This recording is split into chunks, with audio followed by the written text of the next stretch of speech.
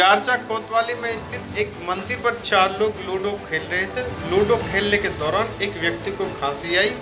इस बात पर विवाद हो गया और दूसरे व्यक्ति ने खांसने वाले व्यक्ति को गोली मार दी।